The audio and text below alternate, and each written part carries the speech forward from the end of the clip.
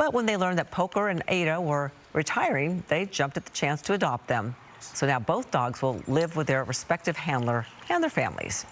Coming up today on Eyewitness News at 4. This is our first time coming up this way, and I mean, I'm shocked.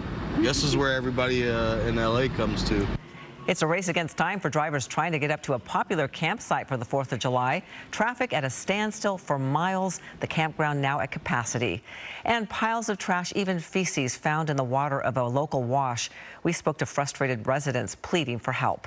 These stories and live breaking news as it happens coming up today on Eyewitness News at 4 o'clock. And we thank you for joining us for Eyewitness News at 3. Up next is a live edition of World News Tonight with David Muir.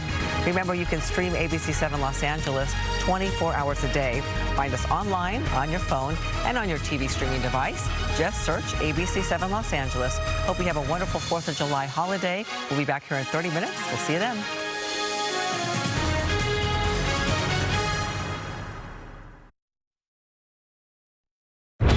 Tonight, President Biden vows to stay in the race as pressure builds for him to step aside. Today, admitting he screwed up at that debate.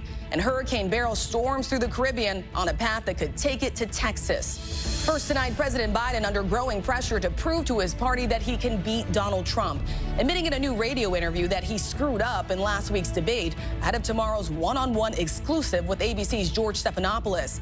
Now at least 3 Democrats calling on the president to step aside. And what we're learning about what he told governors at the White House, how he needs sleep, and that he plans to end events earlier as the campaign kicks into high gear.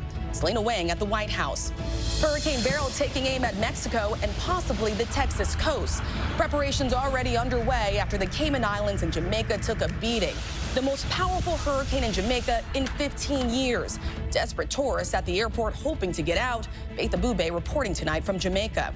Back here at home, the record-breaking heat wave, more than half the country. More than 200 million Americans are under heat alerts from coast to coast as firefighters struggle to contain at least 7 major fires burning in the West, and the warnings from officials this holiday. Early exit polls are in from the UK's closely watched election. James Longman with what looks to be a seismic shift for a major U.S. ally. Major cities celebrate the 4th of July under heightened security. Thousands of officers on duty here in New York ahead of the Macy's fireworks display. Aaron Katursky with late reporting. Tensions escalate between Israel and Hezbollah. Hundreds of rockets fired into Israel after the assassination of a militant leader in Lebanon. Could it be a preview of what's to come? Matt Gutman tonight from Tel Aviv. Beachgoers beware. A man is rushed to the hospital after an apparent shark attack in Texas. And America Strong tonight, a heartwarming and patriotic reunion. 2 military dogs, 2 Marines celebrate their future together.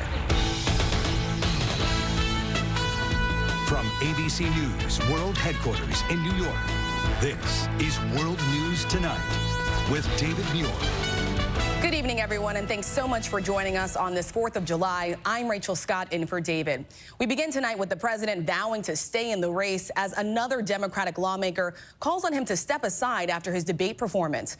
Today, the president insisting he is not leaving, that he's in this race until the end. His campaign doing damage control, trying to calm fears about his age and mental fitness.